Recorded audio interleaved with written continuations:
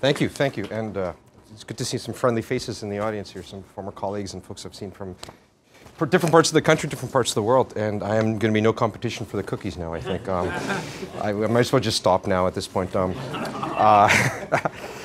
Your two favorite slides, where's Michael? Sorry, did he just stepped out? He's breathing. Or his two favorite slides about the airplane just reminded me of a joke about the new Dreamliners that are being come out, that Boeing is putting out there. They're actually in the cockpit now. They're installing dogs, pit bulls, in the cockpit now, and the pit bull, and they're redoing the jobs of the pilots. So the pilots only have one job now. Their job is to feed the dog. And what's the dog's job, per se, is to make sure the pilot doesn't touch the controls. and so we're getting to a point now where in other industries now, where we're having, innovation has gone to a point now where the controls or the mechanisms there, but the intelligence is being built in there to account for all the variability, everything that's there. So we can look to other industries, I think, and there's some inspiration there for that. That's going to be part of my talk today. I do have to bring apologies from my colleague Peter Bryant, who was originally scheduled, and probably the reason some of you folks were coming, and I don't sound like a Kiwi, nor do I look like Peter Bryant. He had some health issues over the weekend, and the doctors grounded him for the week. So I work with him closely on all of these things, and so I'm stepping in for today. So apologies if I go off the slides for a little bit. But one of our main thesis I'll put forth in front of you folks today is that there is a whole bunch of innovation happening already in the industry. Of course there is. The industry has been innovating for generations, since the beginning. Mining has built civilization, built society. But the problems that mining is facing today are so complex, so challenging, so overwhelming, changing so quickly that incremental innovation isn't going to get us there. And we can kind of tinker around at the edges, but unless we we seriously look at some disruptive innovation, the industry is going to be disrupted from the outside. And I'll begin with a quote from someone we actually work quite, is it going to go the right way? I just moved to a Mac, so I'm still learning here. From our Mark Cutifani, who many of you guys know personally here, he said this many times. He said, the rate of innovation in our industry is such that if we don't get our act together around innovation, 20 years from now, the biggest mining companies in the world aren't going to be mining companies. They're going to be somebody else. They could be the GEs of the world. They could be the IBMs, the Schlumbergers. Other people in other places are going to look at mining and say, we could do this better than they're doing it right now because they're not changing. And the sad thing is, everything you read about disruptive innovation is that most of the time the incumbents fail to innovate, and it's usually new players that come in and change the industry. So that's kind of the state of where we're at. And we've held this view for a while, and I'll talk a little bit about some of the work we've been doing at Mark at an industry level, something around the intersection of technology and sustainability to drive innovation, and something we're calling through the Kellogg Innovation Network around a development partner framework. Then I'll talk about it in a second. But I want to quickly go through some trends. Part of this comes from a presentation we actually gave to a major oil and gas services provider who was looking very interestingly at the mining space. And saying they're looking at mining and say, for all the challenges that are in mining, there's a whole bunch of stuff we have on the shelf that we could probably bring in. And so actually Solar was a part of this little project that we did. So I'm going to bring in some of the trends, and you guys have seen them before, but I want to help build the story of where we are as an industry. So the first trend is, there. First trend is, we're in a sawtooth cycle. So right now we're at the bottom of a tooth. The market seems to be for free for all. All of our investors are short term, and they think, the sky's falling, shut everything down. But the reality is the world needs mining. Modern civilization is going to require mining. And sure, the froth is maybe off in China, but the rate of urbanization is continuous. The relentless pursuit of people from villages to cities is going to proceed, and they're going to live in big cities, and they're going to need all the people that big cities need. Canada is one of the biggest urbanized countries in the world, and everyone is inching towards that. That's going to happen. And if you look around us, you've got to look at Union Station in the west.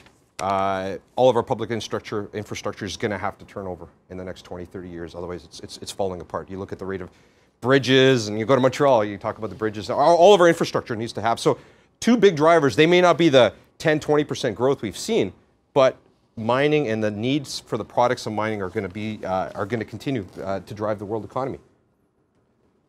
But the environmental concerns are mounting up, right? At the end of the day, we're getting to the point now where traditional mining is being increasingly unacceptable to the world. We're having NGOs, local communities, governments. This is one of the reasons why everything's taking longer to do, is that we're getting to a point now, and this is the kind of uncomfortable truth, is that people look at mining and say, we don't want mining to happen in that way. We understand that mining has to happen. The products of mining are important for our society, but the way that mining is happening right now is not tenable to us. So it needs to change. The energy requirements, we just talked a lot about the energy. It's unsustainable. In South Africa, it's 40% of the electricity used in South Africa is for mining. And where there are brownouts, you're gonna give electricity to the local villages, you're gonna give it to the mines. And so energy costs are gonna continue to increase unless there's pressure on public infrastructure in all places. And at the end of the day, artisanal mining is the thing we don't all like talking about, but it was there before we got there. It continues, and it's a complete smite on the industry, and it's something we're dabbling around, but this is what's killing the reputation of the industry right now. When people think of mining, you ask any of our kids or grandkids or nephews and nephews, they think of the dirty old coal miners, because that's what they, the pick and the shovel, or they have pictures of blood diamonds, blood gold. This is the perception of mining in the world, and we have not, because we're not addressing this effectively, this is coloring the entire industry. And this is what's leading to the geopolitical pressures we're seeing everywhere. Everyone here in this room knows what the regulatory process is. You guys are all smart and you're all up to your eyeballs in this stuff.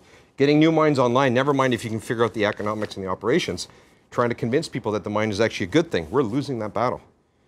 States are competing against us. All of us has done, we had a foray when we were Barrick, we were in Russia, and we learned, anybody who's done work in the stands and all the places in the world where we all have to go, nationalization is a huge issue. Or if it's not nationalization, it's increased concessions. Or flat out just appropriation of assets. These are real world problems that we're all dealing with. And at the end of the day, we've done a lot as an industry to improve on social license, no doubt about it. In terms of community relations, in terms of long-term investment in the communities, local procurement, local jobs training. We're doing all that, but the pace of expectation is increasing faster than our pace of change. So our social license to operate gap is actually increasing in many places because we're doing everything we can, but it's actually just not good enough for most communities. When we actually look at how we're building, finding, building, operating mines, it's getting harder.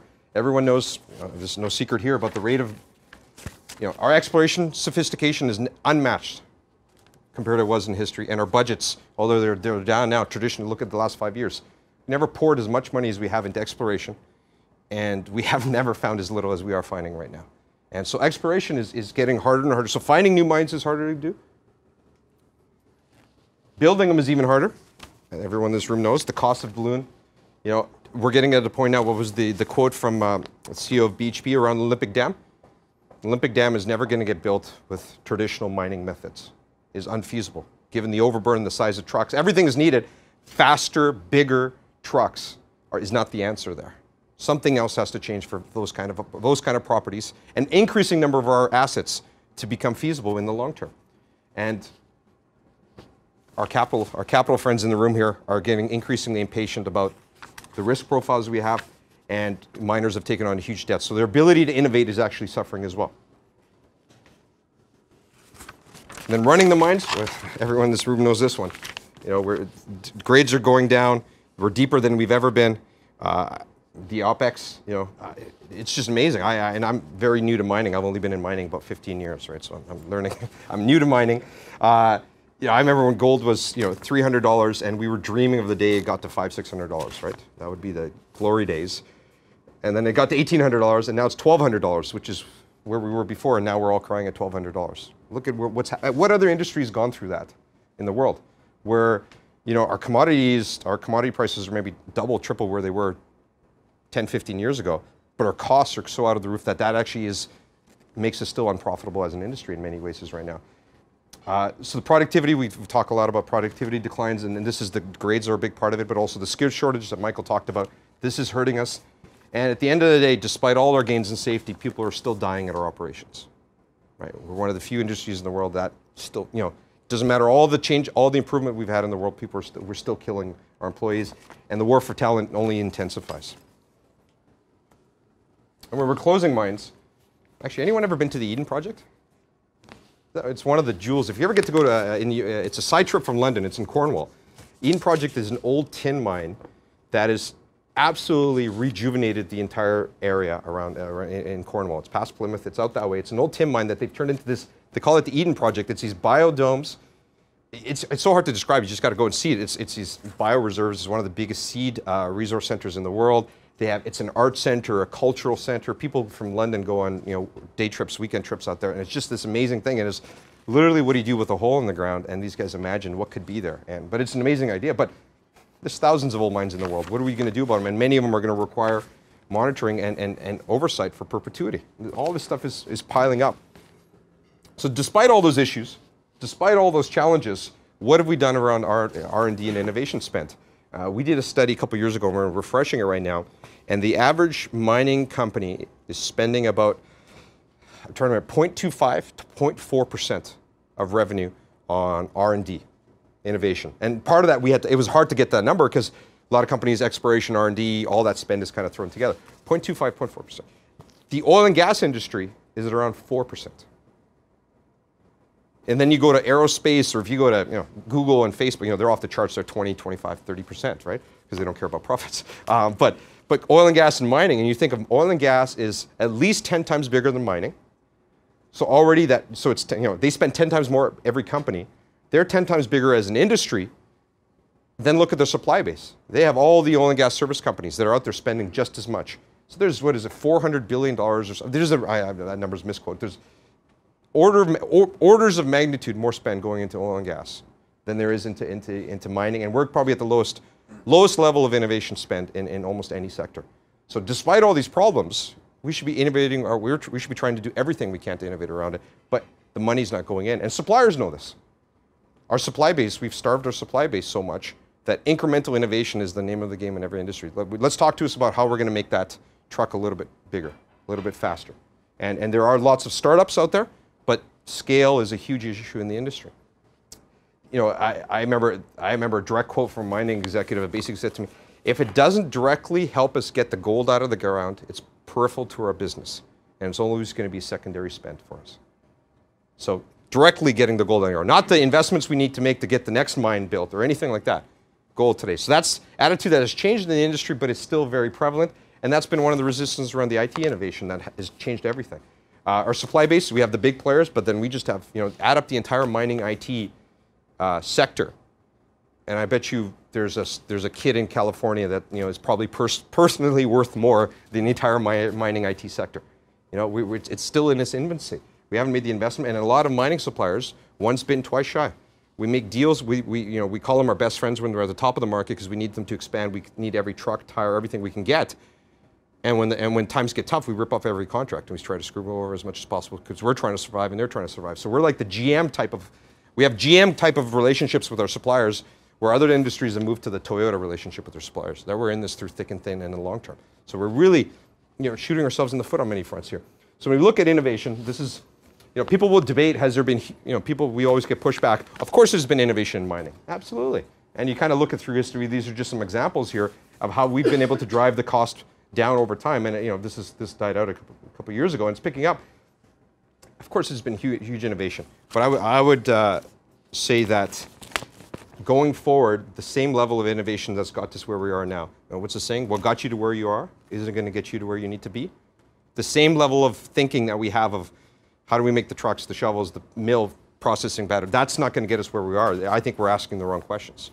Questions are right. Why the heck are we moving why are we putting 300 tons of dirt into a truck to get this much gold out of it? On what planet does that make sense? That's a question we should be asking, right? As opposed to how can we get 400 tons into that truck or get that truck to move a little bit faster?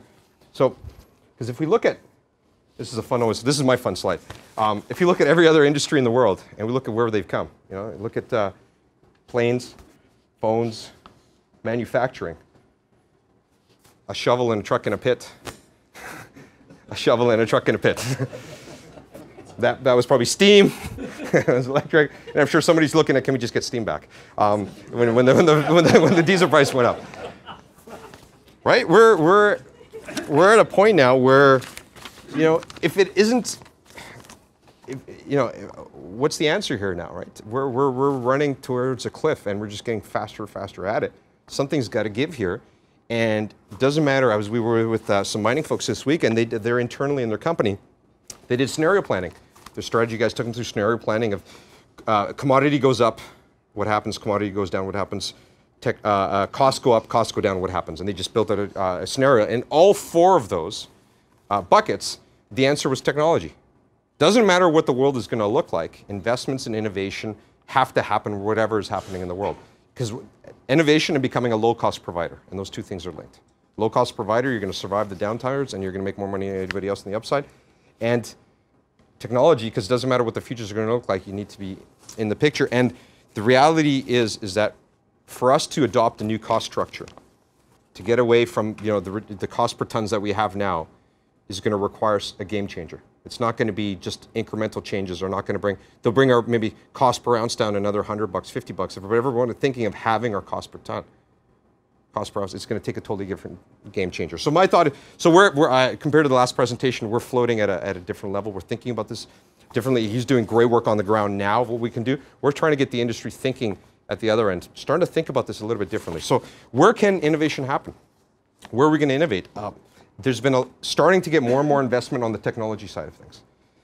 And we're saying that's great, but we're also thinking innovation can happen in the business model and how mining companies are actually structured, how they organize themselves, the players they let in the room, the people on the team. So there's different opportunities for innovation in mining. And these are just some high-level ones, and I don't think there's any surprises with these ones. But interesting, focus on key value chain components. What is the role of a mining company? Is everything a mining company does right now, is that what you should be doing? I'm on the board of a hospital foundation, on a hospital up in Brampton, and long ago they got out of the laundry business. They got out of the porter business. They got out of the catering business, because their job is to fix people. And so they said if it isn't directly related to fixing the people, we don't want to be doing it, because that's a distraction to us. Other industries are having these conversations over and over again in every space. Every industry is trying to outsource things. This is why India is where it is. We need to be thinking about what is the role of a miner? What is the true role of a mining company? And why are we doing everything else in the world? On a personal level, if you ever read a book, it's you probably read this, right? 4-Hour Workweek, Tim Ferriss. He's a great, and one of his things is that in life, the only things you should be doing are the things that are so important you can't have anybody else do, or things that are so interesting you don't want anybody else to do. All the crap in the middle, get rid of it. Get somebody else to do it. Find somebody else for whom that is really important and get them into the mix. And when you look at our friends in the oil and gas business, this is why the oil and gas service companies are as big, or if not bigger, than some of the oil companies. Because the Halliburtons, the Schlumbergers of the world, the Baker Hughes of the world, they're there. They catch everything the oil and gas companies don't want to do. They pass over to there, and they find a way of making it happen because they find the scale on their end of things. So I think there's something to be said around conversations we can have as mining companies, and as different types of money flows into it. Our friends in private equity look at all sorts of businesses. They're probably going to ask questions that we've never asked before ourselves, like what is our core business? Why do we exist? Data analytics integration. I think there's, we're still crying for the major systems integrator in our industry. We all have silos, and we're connecting different parts of it, different nodes of the network. But who's bringing all of this together? I think there are different companies attempting at it, but there's huge value for someone who actually cracks that nut on, call it big data. I won't go too much into that. That's a whole presentation, but big data in our industry. Next generation mining methods, we'll talk about in a second, but we got to figure out trucks. How do we get rid of the trucks? In what world does it make sense to be sending human beings down 3 kilometers into the planet, other than in science fiction? There has to be something else around there, right? You want to improve safety at an underground mine, stop putting people underground. That'll improve your safety rates pretty quick. So I'm being provocative on purpose here, because I think these are the questions we're as an industry, we're fixated on, because of the markets, because of the leadership models we have, because of our annual plans, we're fixated on the next quarter and the next year, maybe a couple of years out. And it's funny, it's the irony of an industry where our mine lives are 30, 40, 50 years. So we're making investment decisions out 40 years, but we're making management decisions out a year, 6 months, maybe a couple of years at most. So in a way, I'm part of the industry, so I'm being self-critical here. We're an industry that is very over-managed and under-led right now. We have lots of management systems coming in, but where's our leadership systems coming in, thinking about the next generation of mining? Cost reduction to value creation. Slashing budgets should never be confused with cost reductions. And we assume those two things are the same thing. Slash the budgets 20% across the board. That's how we're going to reduce our costs.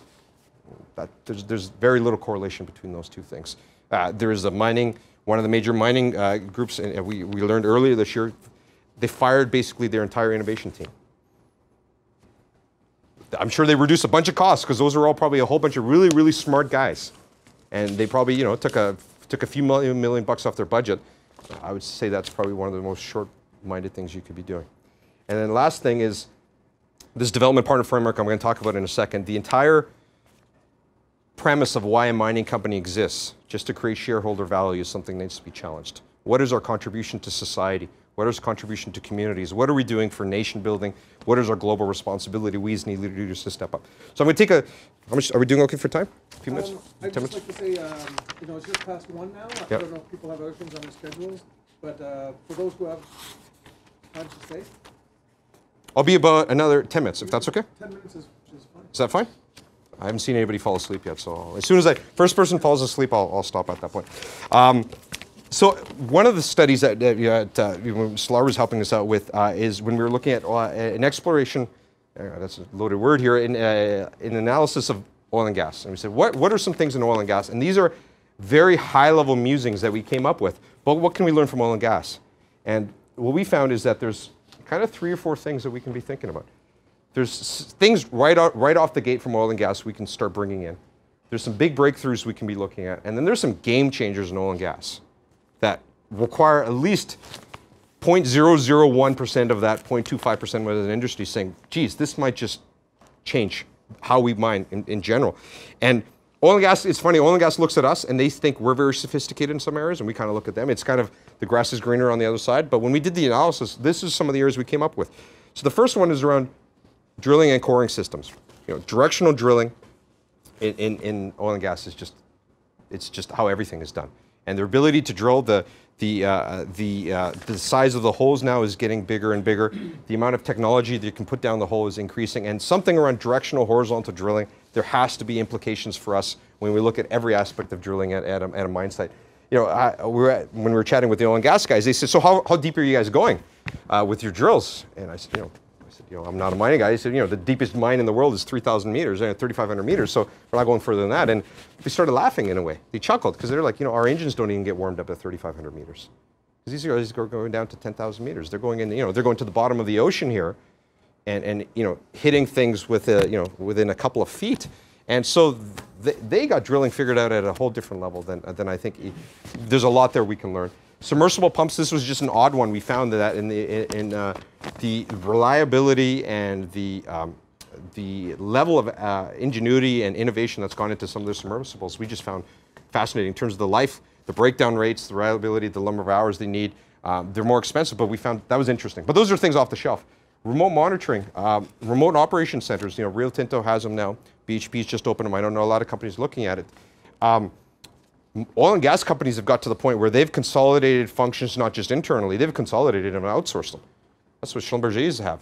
These guys have huge remote operation centers where they manage operations. They manage rigs for a whole variety of operations and different operators. And in some cases, they're the operators. Sometimes they're monitoring them. They're at least a half a generation ahead of us on that. Geosteering, this is the directional drilling I was talking about. Resource characterization, the amount of analytics they do downhole was wireline and all the stuff there. There was, we were just looking at it, and I'm not a geo guy, I'm not a met guy, so I'm not going to even claim, but there was a whole bunch of things there. When we shared it with some of our mining guys, they said, well, we do some of that, but we do all of it on the surface, where these guys are doing it real time and making real-time decisions based on it. So there's something there for us. And then when we look at unconventional oil and gas, fracking.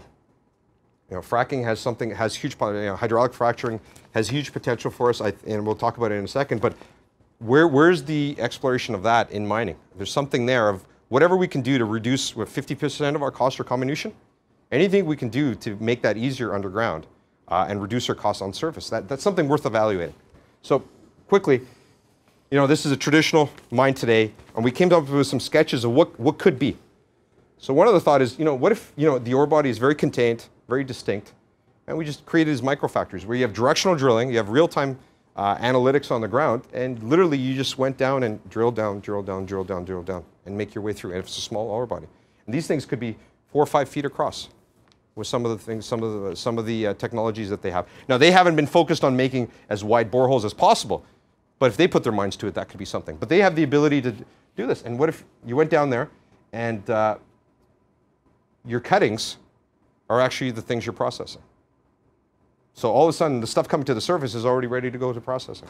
You don't have to worry about comminution on the surface. Something to ponder. Not obviously every situation in the world scale, but what, the cost of implementing this is not even tens of millions.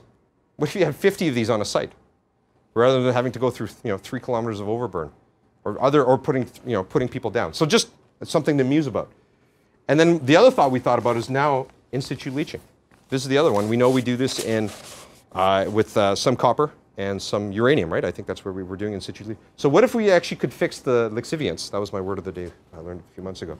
Around actually getting some of this stuff underground. And what if you said directional drilling plus hydraulic fracturing plus in situ leaching? Could be a game changer. Don't know where it would work, don't know how it would work. All those technologies are proven, but putting together now costing a lens at mining, what could be the potential there? So I'll leave it at that, because beyond that my level of expertise would diminish. But for us, I wanted to plant the seed today. I'm starting to think about the next generation of mining. It could be something like this. So last couple of things is we had this great opportunity and to engage with Mark Cutifani and some of the other mining leaders. Actually, Mike was on that trip in Brazil through the Kellogg Innovation Network. Went on a trip to Brazil, and Kellogg Innovation Network is something we're part of, where the tagline is global prosperity through innovation. And they convene every year. It's part of the Kellogg Business School, and they think about how can innovation help kind of tackle the world's problems. And they invite everybody from NATO generals to mayors of cities to governors to CIOs of different organizations. And Cutifani was looking at mining, and he said, I want to do something around mining. And we had this session, and after the end of the session, we got back and we had Mark Cutifani and then Ray Offenheiser, the head of Oxfam America, in a room. And both of them sat down, and one of them said, the world needs mining. The world cannot exist without the building blocks of mining. It has to happen, and it's a leverage point for global economic prosperity. But we got to get it right, and it's broken. We have to fix it. The other CEO got up and said, mining is fundamentally broken. Mining has not lived up to its expectations to society, to economies, to investors, to employees, to communities. It is broken, and it needs to be fixed. And we were shocked by who said what. Oxfam guy stood up and said the world needs mining. And the mining guy and said mining is broken. And that's when we knew we had something. So from that point, we've been working to create what we're calling the Integrated Development Partner Framework. And it's trying to reset the conversation in mining, that mining needs to move from isolated, extractive-focused players to being focused on being a part of global prosperity, trying to be a part of regional development. We can talk about this later. We have a public launch that we're doing next week at the Ford Foundation around the framework, and a paper we've written on it. And the real focus is on getting to shared purpose, because at the end of the day, if the guys at the mine, next to the mine, are fighting with you and trying to shut you down, they're fundamentally disaligned with you. Shared purpose is something we need to get. We need to get the environmental part right. That's going to be and the reason I bring this up in a sustainability context, these are all drivers of innovation. Flourishing ecosystems is going to be a driver of innovation. And at the end of the day, having competitive communities, countries, and companies is important. And this is as important now. In the Globe had a great article of what's happening out in Western Labrador. All these investments that were happening at Wabash, all these dreams, housing prices through the roofs, and all their life of mine planning is what happens when all that iron ore is gone. What are we going to do at the end? Well, I haven't even got to that. Mining is literally done for many people right now. Where in their life of mine plan, where in their sustainability plans, where in their CSR plans, government relation plans, was there a 50% reduction in your commodity price and the implications that's going to have on your local community? Well, better be thinking of that up front. So this is an interesting concept where we're using this as a driver of innovation. I'll finish with one quick video that one of our guys did, and it's really talking about how incremental innovation is really important because it's setting up the building blocks for disruptive innovation.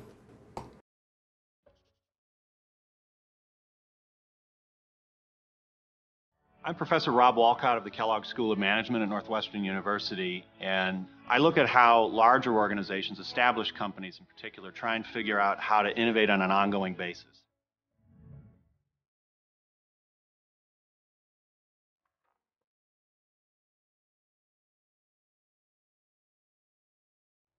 We like to think about metaphorically the fortress and the ship. The fortress is your ongoing business, competitive, successful. The ship, these are the people out surfing the high seas looking for gold, but they didn't know exactly where they were going to find it. Companies need to have both. They need to have people in the fortress, the core businesses, to focus on being exceptional at what they do right now, but they also need to have people who are out seeking the future. One is not better than the other. The fact that it's easier and often cheaper to start brand new businesses today than it's ever been before is both a threat and an opportunity for established companies like Amway. For an aspiring entrepreneur, there are a lot more options today. Whether it's crowdfunding, Indiegogo, Kickstarter, whether it's digital businesses where I can get online and get moving faster and cheaper than ever before. The paradox is that becoming the best at what you do, which is great, that's our job, sets us up for failure in the long run. Most people are aware of Kodak. Here was an icon of global commerce. It dominated the market. Years ago, they had the world's best digital imaging technology, R&D. Somebody said in the company, you know what, wait a minute, that's going to destroy our core business, which is analog film, where we're making an extraordinary amount of money. We would be idiots to do that, so let's just bury this technology in the lab. Well, sort of makes sense in the near term, but if you think about it, there are going to be, I don't know, other people in the world thinking about digital imaging, and eventually it's going to get better and better and cheaper, and that's exactly what happened. Fuji saw it coming, and Fuji acted. Fuji made investments in new directions, and today they're a thriving, profitable enterprise, much bigger than they were before. And Kodak is history. Innovation is really not just about coming up with new products or cute concepts. It's really about business design, thinking about all the aspects of the business. And changing some of those aspects might be very difficult for an established core business, but it's something that a separate group can experiment with and get it right before you start to transition it out into the real world. Innovation creates great companies, and a group like Business Innovations, they bring some of those tool sets to the table. Every company really needs to have people who are scanning the world so they can take threats and turn them into opportunities. So I guess the question is for us, you know, our fortresses are actually pretty clear, right? Our fortresses are our core operations. They're the fundamental mines, and those need to fundamentally we need to keep improving. That's where all the continuous improvement, operational excellence, all those efforts are going in. And great mining companies are doing a great job. You know, our friends, I was just visiting with a good friend at Goldcorp. Q3, the CEO announced they had $187 million in operational excellence savings in just this year alone from a program that started at the beginning of the year. That's incremental improvements that have happened at the fore right now. And we all know those are there. We have an industry where prices of, you know, our costs have been going up for 10 to 15, 20% a year for a decade. There's something there we can improve, absolutely. But that's just the fortress. What's going to be the next promised land? Where are those ships? Where as an organization, I'll kind of leave you this, is that as an organization, what are the ships you're setting sail? Where's that next round of innovation going to come from? And because if you tell this guy, well, by the way, your job is to guard this, and every once in a while jump in the boat and go see what's around the corner, that can't happen. Those are two fundamentally different roles in an organization. And these guys have a very different set of rules around selection, investment, ROI than these guys do. These guys, you know you're going to set 1,000 ships adrift. 20% of them are going to crash. They're never going to get out of the harbor. 30, 40 of them are kind of going to get there, and then 20 of them are going to be rock stars. But how are you going to know? And you have to be able to accept that the 20 are going to crash if you want the 20% that are going to be rock stars. Can't have that here. You can't have the guy in the truck being the innovator. His job is to do his job. But here, this is where the role for innovation is. So the last slide I have is just our approach for innovation is that we call it foresight, insight, and action. And really for us is foresight is understanding what's going on in the world around you. I think as miners, and most industries do this, but I think mining is particularly insular when it comes to the magazines we read, the websites we visit, the people we hang out with, the people we talk to, the shows we watch. I think we talk to ourselves a lot. And I think for us, foresight is about getting ahead of the game, seeing what's coming around the corner, meeting people in very unexpected places, going to, you know, being part of challenges, extreme challenges, going out there and seeing the world, because those are the insights. Those are going to be the data points. Those are ships. Individually, we're all a fortress and a ship as well. So what are the individual ships we're sailing? Out of that comes some of the insights where we're saying, if this is what's going on in the world, these are the major trends, forces influencing the world, what does it mean for us? And then coming up with a portfolio of options. that are internal, external, some things that your guys are doing, some things you're investing in, you're part of things at an industry level. I see our friends from CIMIC are here. You know, there's things we need to do at a national level, at an international industry level, but then we're funding things across sectors. So there's really about creating a portfolio of opportunities across the organization. So this is for us, our definition of innovation. So there's incremental innovation that we're all doing, but if we want to get ahead and get actually into disruptive innovation, we need to start thinking about some of these things. Thank you. Thank you. Thank you very much.